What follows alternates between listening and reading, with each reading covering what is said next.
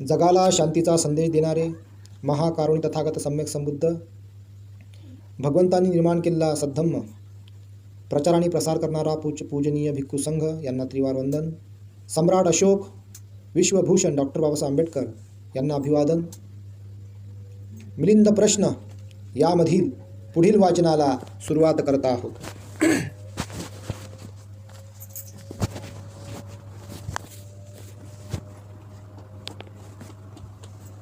अकुशल नष्ट करण्यासंबंधी प्रश्न. भंते नागसेन, तथागताने सर्व अकुशल नष्ट करून सर्वज्ञता प्राप्त केली होती किंवा काही अकुशल शेष ठेवून सर्वज्ञता प्राप्त केली होती. हे राजा, सर्व अकुशल नष्ट करून भगवान सर्वज्ञ ज्ञानाला प्राप्त झाले. सर्व अकुशल नष्ट करून भगवान सर्वज्ञत्वाला प्राप्त झाले. भगवंतामध्ये अकुशल शेष नव्हते. म्हणजे भगवंत सर्व काही नष्ट करून सर्वज्ञत्वाला प्राप्त झाले. म्हणजे संपूर्ण ज्ञान त्यांनी प्राप्त केलं, परिपूर्ण ज्ञान त्यांनी प्राप्त केलं. भंते तथागताला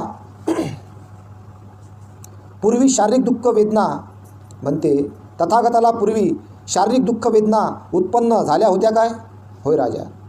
राजगृहामध्ये एकदा भगवंताच्या पायाला दगडाचा चिपोरा रुतला होता.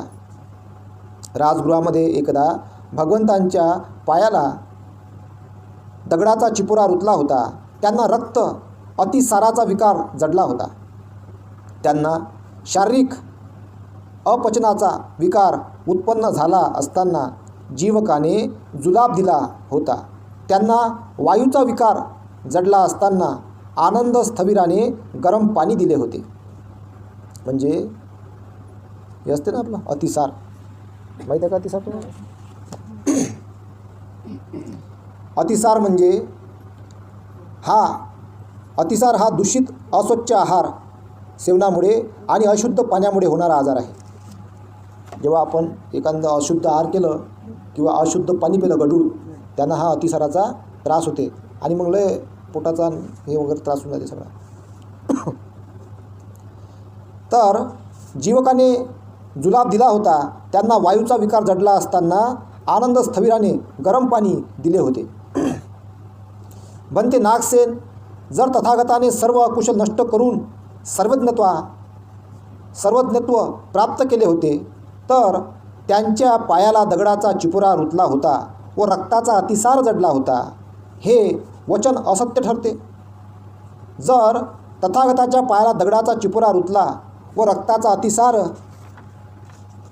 जडला होता, यामुळे तथागताने सर्व अकुशल नष्ट करून सर्वज्ञत्व प्राप्त केले होते, हे वचनसुद्धा असत्य ठरते. भंते, कर्माशिवाय वेदना नाहीत. ज्या काही वेदना होतात त्याचे मूळ कर्म आहे. त्या कर्मामुळेच वेदना होतात. हा उभयकोटी प्रश्न आहे. त्याला आपल्या समोर मांडतो. आपण त्याची उकल करून सांगावी. हे राजा, सर्व वेदनांचे मूळ कर्म आहे. सर्व वेदनाचे मूळ कर्म आहे असे नाही. हे राजा, 8 कारणामुळे वेदना उत्पन्न होत असतात. ज्या कारणामुळे जीव प्राण्यांना वेदना उत्पन्न होतात ते वेगवेगळे आहेत. ती 8 कारणे कोणती? म्हणजे माणसाला जर वेदना होत असतील तर त्याचं फक्त कर्मच कारण नाही, इतरही काहीतरी कारण आहे. तर ते आता आपण तुम्हाला ते 8 कारणं आहे ते कोणती ते मी तुम्हाला सांगतो. म्हणजे कर्माच्या व्यतिरिक्त माणसाला वेदना होते. हे राजा, पहिलं आहे पोटाच्या वायूमध्ये गडबड उत्पन्न होणे. त्याला वात समुत्थानानी, यामुळे वेदना उत्पन्न होतात. पोटाच्या वायूमध्ये गडबड उत्पन्न होणे, यामुळे वेदना उत्पन्न होतात. म्हणजे पोटामध्ये वायू होते ना, काहीतरी घाललं तर अपचन वगैरे, त्यांना गडबड होते, त्यांना वेदना उत्पन्न होते. त्यानंतर दुसरं आहे पित्ताचा प्रकोप, पित्त समुत्थानानी, यामुळे वेदना उत्पन्न होतात. पित्ताचा प्रकोप, यामुळे वेदना उत्पन्न होतात. पित्त आहे का नाही, पित्त होते पोटामध्ये, त्याच्यामुळे सुद्धा वेदना उत्पन्न होतात. तिसरं आहे कफ. कफ वाढल्यामुळे सेम्ह समुत्थानानी वेदना उत्पन्न होतात. कफ वाढल्यामुळे वेदना उत्पन्न होतात.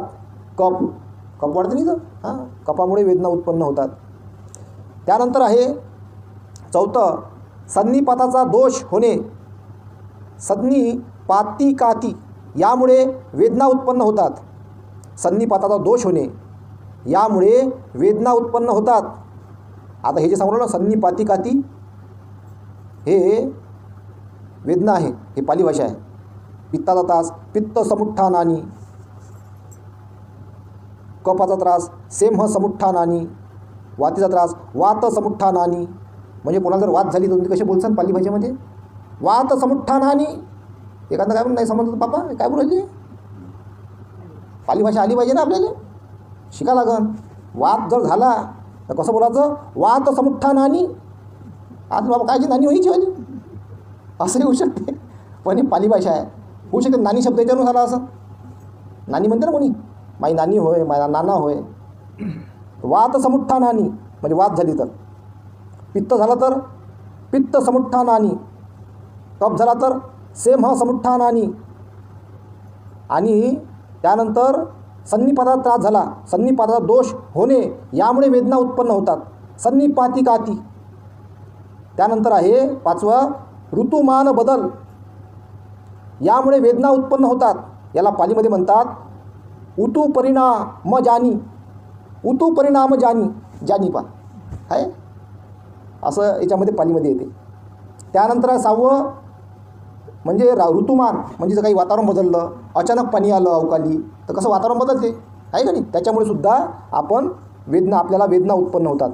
खाण्यापिण्यात फरक पडल्यामुळे वेदना उत्पन्न होतात.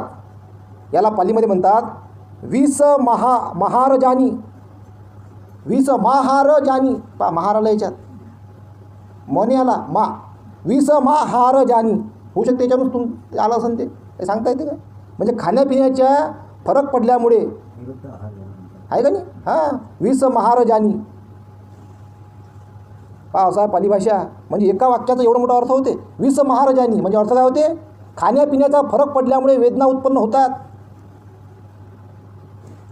त्यानंतर आहे सातवं विशेष प्रकारचे उपाय केल्यामुळे वेदना उत्पन्न होतात. म्हणजे पालीमध्ये म्हणतात त्याला ओपक्क मिकानी. आता विशेष प्रकारचे उपाय केल्यामुळे मग आपण काय करतो, एखाद्या उपाय करतो, पोट दुखायला काय हेच घेऊन पाय बापा, येणं अजून वाढलं आहे का नाही, कफ झाला काय हे गोळी घेऊन पाय, हे औषध घेऊन पाय बापा, येणं अजून बिघडलं. म्हणजे म्हणून म्हटलं गेलं आहे विशेष प्रकारचे उपाय केल्यामुळे वेदना उत्पन्न होतात. जर आपण उपाय केला, औषधी घेतलं चांगलं समजून घ्या तरी वेदना होते. एखादं औषध कडू होते त्याही वेदना आहेत, कडू लागलं तर आहे का नाही. खोकला झाला असं कडू जर औषध घेतलं त्या कडू लागते ना, ते आपण मग तोंड कसं करतो प्यायच्या वेळेस आहे का नाही पहा, त्यांनासुद्धा ते पण वेदना आहे. आपण जेवण करतो, जेवण करणेसुद्धा एका प्रकारच्या वेदना आहेत. असं जेवण होते का, जेवणामध्ये फार मोठा संघर्ष आहे. काही जणांच्या लग्नामध्ये किती लाईन लागते, ह्या गर्दी राहते, लाईनमध्ये लागून त्या गर्दीमध्ये ताट घ्या लागते, मग संघर्ष करून ते जेवण भेटते. आणि एवढं घेते बिचारा का ते जेवण का डबल बापा लाईनमधला गर्दी लय आहे, एवढं घेते का 2-3 लोकांचं जेवण एकटाच घेऊन टाकते. आणि मग जेवढं थकते तेवढं खाते आणि मग काय करते, वाया जाते. मग काय होईल अकर्त्यासारखं, म्हणजे खाण्यावरही नियंत्रण नाही आहे. मग कसं म्हणावं येईल, काय म्हणावं, असे आहे माणसं. मनुष्य प्राणी असा आहे, म्हणजे खाण्यावर नियंत्रण असलं पाहिजे. ह्याच्यावरून सांगण्याचा उद्देश एकच आहे, खाण्यावर सुद्धा जेवढं लागते तेवढंच घ्या, म्हणजे काय ते वाया जाणार नाही, ते व्यवस्थित राहील. आणि मग ते दुसऱ्याला भेटून बिचारायला कोणाला तरी उपाशी असं त्याला भेटून. अन्न वाया नाही गेलं पाहिजे, म्हणून तर महागाई वाढली. अन्न वाया चाललं ना, एवढं मोठं अन्न जर वाया जाईल तर काही महागाई वाढत नाही का, तर त्याच्यामध्ये एक कारण महागाई वाढायचं. तर म्हणून अन्न आपण गरजेनुसार वापरलं पाहिजे. त्यानंतर आहे 8वं कर्मफळ परिणाम कम्म विपाक जानी. यामुळे वेदना उत्पन्न होतात. कर्मफळ, आता हे जे आपण काहीतरी उपाय केला, समजा काहीतरी खाल्लं का काहीतरी औषध घेतलं, याचं ह्याचं काय झालं मग? कर्म झालं, त्याचं फळ होते वेदना. आता हे जे खाल्लं आपण, हे काय झालं? खाल्लं, त्याचं कर्म झालं, ते तयार पोटात फळ, कर्मफळ आहे का नाही? पण त्याच्यापासून काय त्याचे परिणाम काय होते मग? वेदना उत्पन्न होतात कर्मफळामुळे. तर अशा प्रकारे हे राजा, या कारणामुळे प्राण्यांना वेगवेगळ्या प्रकारच्या वेदना उत्पन्न होतात. आता प्राण्यांना म्हणजे सगळं झालं, मनुष्य प्राणी आले, जंगली प्राणी आले, सर्वच आले.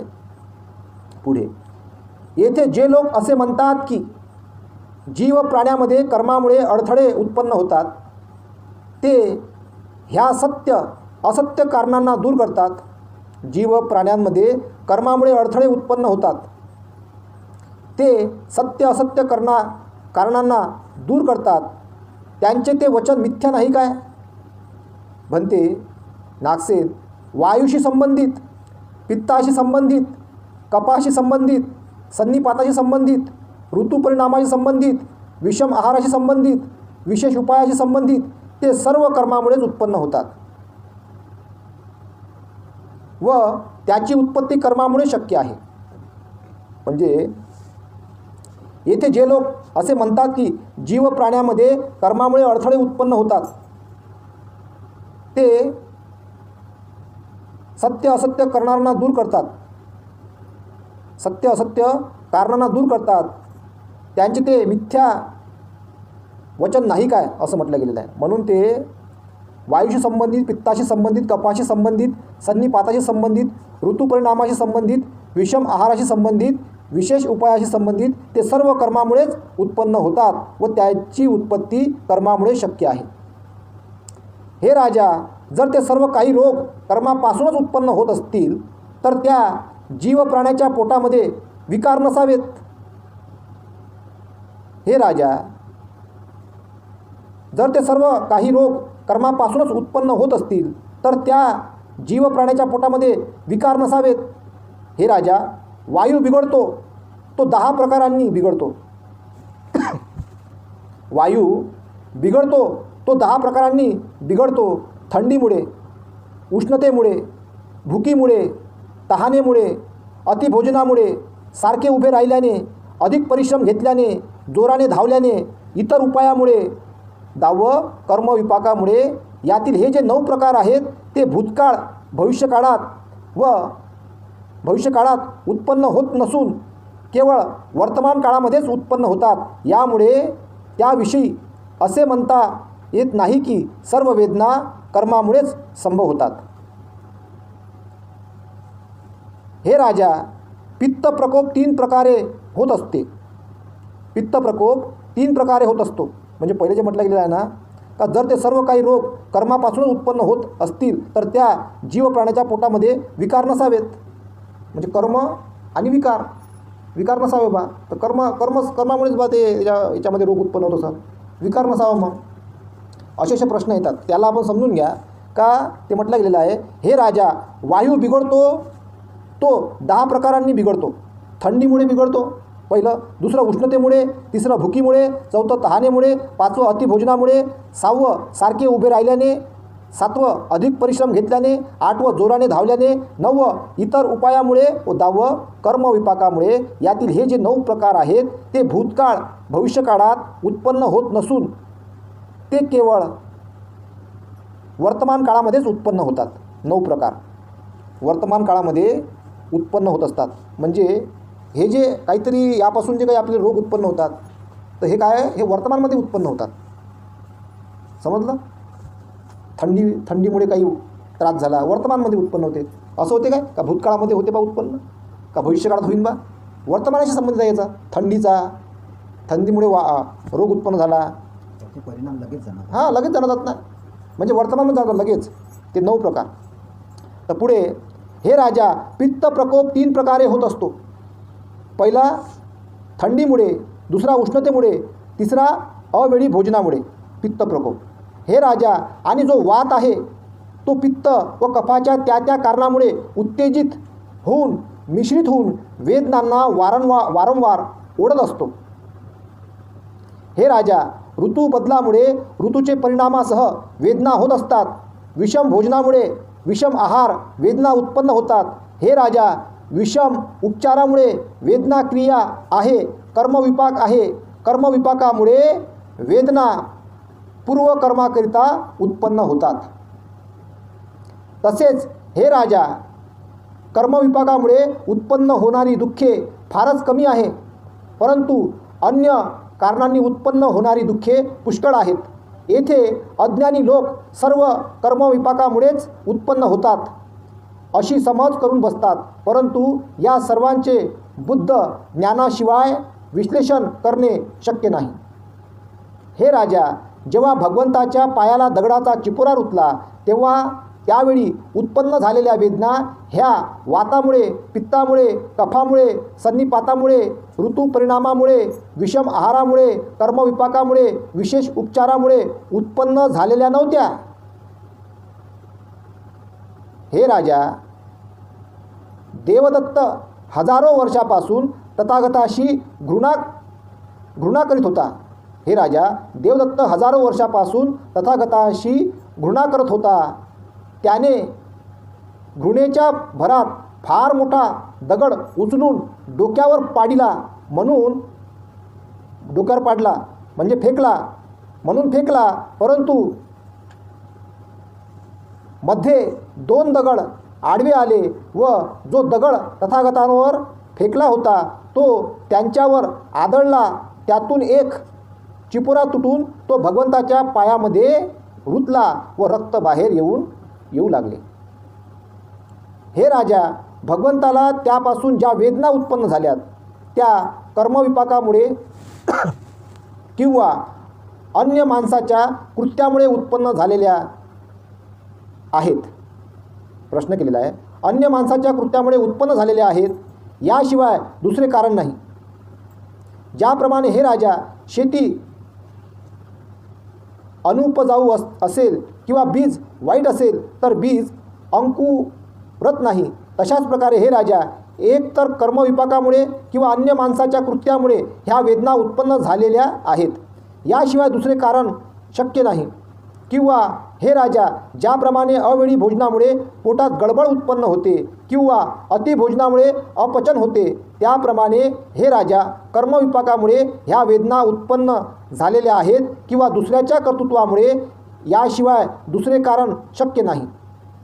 हे राजा, भगवंताला ज्या वेदना उत्पन्न झालेल्या आहेत त्या कर्मविपाकामुळे नाहीत, अवेळी भोजनामुळे नाहीत. भगवंताला अध्य-मध्य वेदना होत्या, परंतु त्या वेदनेमुळे भगवंताला मृत्यू येऊ शकत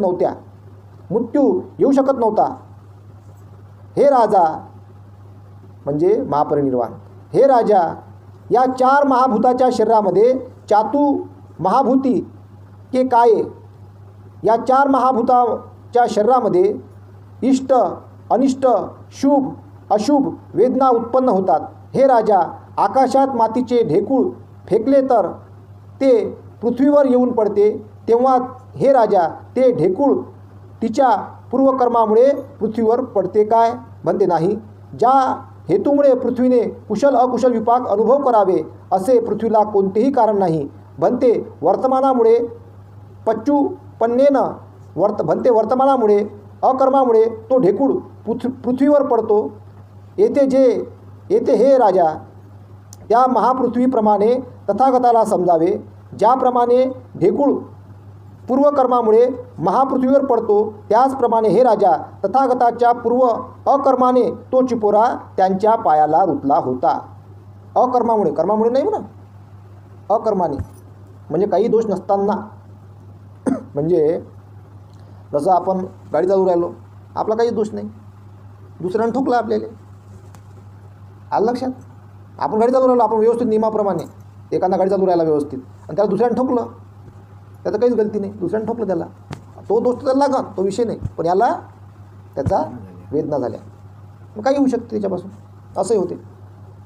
हे राजा, काही लोक महापृथ्वीला काटतात आणि खोदतात, तेव्हा हे राजा, ते लोक पूर्वकर्मामुळे महापृथ्वीला खोदतात काटतात काय? प्रश्न केला. म्हणते नाही. त्याचप्रमाणे हे राजा, तो चिपुरा भगवंताच्या पायावर पडला, तो त्यांच्या पूर्वकर्मामुळे पडला नाही, हे राजा, त्यांना जो अतिसाराचा रोग जडला होता तो त्यांच्या पूर्वकर्मामुळे नाही तर सन्निपातामुळे उत्पन्न झालेला होता. हे राजा, भगवंताला जे काही शारीरिक रोग उत्पन्न झालेले होते ते कर्मामुळे उत्पन्न झाले नव्हते तर अन्य 6 कारणामुळे उत्पन्न झाले होते. समजलं? म्हणजे नॅचरल, काही गोष्टी नॅचरल असतात, पण निर्वाण अवस्था प्राप्त झालेल्या व्यक्तीला त्याचा काहीच त्रास होत नाही, वेदना जाणवत नाही. हे राजा, भगवान बुद्धाने संयुक्त निकायाच्या मोळी या सिवक सुत्तामध्ये देवाधी देवांना म्हटले आहे, हे सिवक, येथे काही वेदना पित्ताच्या प्रकोपामुळे उत्पन्न होतात. हे सिवक, स्वतः असे अनुभव करावे की इथे काही वेदनांचा प्रकोप उत्पन्न होतो. सिवक, हे सर्व लोकांना आता माहीत आहे की पित्ताच्या प्रकोपामुळे इथे काही वेदना उत्पन्न होतात. हे सिवक, येथे जे श्रमण व ब्राह्मण वेगवेगळ्या मतांना मानतात त्यांचा असा विश्वास आहे की जे काही पुरुष अनुभव करतात की सुख किंवा दुःख किंवा असुख हे सर्व पूर्वकर्माच्या हेतूमुळे आहेत. जे काही स्वतःला माहीत आहे ते सर्व पुढे वाढतात. जे काही लोकांना माहीत आहे त्याच्या पुढे धावतात. यामुळेच त्या श्रमण व ब्राह्मणांना मी खोटे बोलणारे म्हणतो. त्याचप्रमाणे कफ उत्पन्न होणे, वात उत्पन्न होणे, सन्निपात, ऋतू परिणाम, विषम आहार, उत्पन्न केलेले कष्ट, कर्मविपाक ह्यापासून काही वेदना पित्त उत्पन्न झाल्यामुळे उत्पन्न होतात. ही कारणे आपण स्वतःही अनुभव करू शकतो व लोकांनाही त्याचा अनुभव असतो. हे सिवक, येथे जे श्रमण आणि ब्राह्मण भिन्न विचारांना मानणारे आहेत त्यांचा असा विश्वास आहे की जे काही पुरुष सुख किंवा दुःख किंवा अदुःख सुखाचा अनुभव करतात ते सर्व पूर्वकर्माच्या हेतूमुळे आणि त्यांना स्वतः जे काही माहीत आहे त्यांच्यामुळे धावतात व लोकांना त्याचे धावणे माहीत असते. यामुळे त्या श्रमण ब्राह्मणांना मी खोटे बोलणारे समजतो. अशा प्रकारे हे राजा, सर्व वेदना कर्मविपाकामुळे उत्पन्न होत नाहीत. म्हणून हे राजा, सर्व अकुशल नष्ट करून भगवान सर्वज्ञत्वाला प्राप्त झाले असे समजावे. बनते नागसेन, अतिशय उत्तम असे मी येथे स्वीकार करतो. म्हणजे सगळ्याच काही गोष्टी काही कर्मामुळे उत्पन्न होत नाही. काही गोष्टी काय होतात नॅचरल, म्हणजे म्हातारपण नॅचरलपणे येते, रोग नॅचरलपणे येतात, नैसर्गिक येतात आणि त्याची वेदनाही नैसर्गिक होतात. जर वेदना थांबवायची आहे तर मग काय व्हावं लागेल, अरहंत व्हावं लागेल. नाही तर काय, काही जण म्हणतात ना, प्रश्न करतात ना, बापा आम्ही कधीच जीवनात वाईट कर्म नाही केलं, मला काहून असं झालं, असं म्हणतात ना. मग ते नॅचरल होते काही गोष्टी. मग नॅचरल काय कारण याच्या मागचं, खानपान, नॅचरल खानपानातलं कारण आहे ते. तर ते नॅचरल खाणं, मग आपण प्रत्येक गोष्ट टेस्टिंग करतो काय, ह्या जेवणामध्ये काय आहे, कोण आहे, आपण टेस्टिंगच नाही करत. आपण मायकल जॅक्सन म्हणते, एवढा मोठा मायकल जॅक्सनसोबत डॉक्टर घेऊन फिरे म्हणते, असं ऐकलं आहे, तरी त्याला मराच लागलं. कोणी वाचत नाही. तर ज्याला जाणं आहे तो जातो. तर भगवंताच्या पायावर जो दगड पडला होता त्याच्यावर पा किती मोठं विश्लेषण झालेलं आहे. म्हणजे बा काही कर्मामुळे होय काय, तर ते पायाचा दगड तो नॅचरल पडलेला आहे, नैसर्गिकरित्या पडला, लागला, त्यांना वेदना झाल्या नाही. कारण देवदत्ताचा उल्लेख आला ना, त्यांना दगड फेकला. हां, देवदत्ताचा उल्लेख आला, दगड फेकला. हा, देवदत्तानं फेकला ना तो, पण त्याचा परिणाम कोणाला लागला, तो नैसर्गिक कसा झाला, नाही, ते त्याचं कर्म झालं ना, त्याचं कर्म झालं ना ते वाईट, पण भगवंताच्या कर्मामुळे नाही म्हटलं त्याच्यामध्ये, तो त्याचा दूध झाला ना. तो आपण कुठं बोललो, फक्त दगड लागला याच्या पायाला, तो कोण फेकला, तो त्याचा कर्म झाला. ते तर त्यांच्या तसं तो सम्यक समजा, म्हणजे हा प्रश्न कसा त्याला भगवंताच्या पायाला दगड तरी लागायला पाहिजे बा, पण लागला. तर भगवंताच्या त्याच्यामध्ये कर्माचा काही दोष नाही आहे. विश्लेषण तो कर्म त्याचा आहे, त्यांना जे परिणाम भोगतील. कारण तो दुखटावाला लागला, सम्यक समुद्राला लागला, लय मोठा दोष लागला. ते असं त्याचं ते. तर भगवंताचं जे काही त्याच्यावर प्रश्न भगवंताच्या याच्यावर निर्माण करण्यात आले होते कर्माच्या विषयी किंवा अधिक बाबीविषयी, ते भगवंताच्या ह्या चर्चेमधून नष्ट झाले, निष्पन्न झालं, दूर झाले. तर त्याचा त्याच्यामध्ये भगवंताचा त्याच्यामध्ये कुठल्याही प्रकारचं हे नाही. तर आता आपण इथे थांबू आणि रक्षाबंधनासंबंधी आपण थोडीशी खरी माहिती जाणून घेऊ. रक्षाबंधन कसं सुरू झालं आहे का नाही, बऱ्याच जणांना माहीत नाही राहत त्या गोष्टी. आता आपण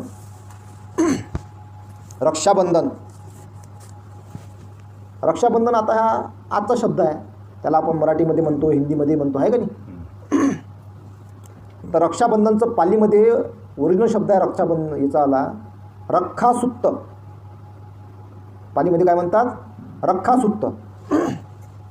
आता रक्षासूक्त हे कशावरून, तर रक्षासूक्त याचे अपभ्रंश रक्षाबंधन आहे, तो शब्द तयार झाला. तर जेव्हा भगवान बुद्धांचं महापरिनिर्वाण झालं होतं, तर भगवान बुद्धांच्या महापरिनिर्वाणानंतर जे 84,000 सुत्त होते, म्हणजे भगवान बुद्धांचे 82,000 सुत्त आणि 2,000 सुत्त अरहंत भिक्षूंचे, पण ते भगवंताच्या नावानंच ते प्रचलित आहे 84,000.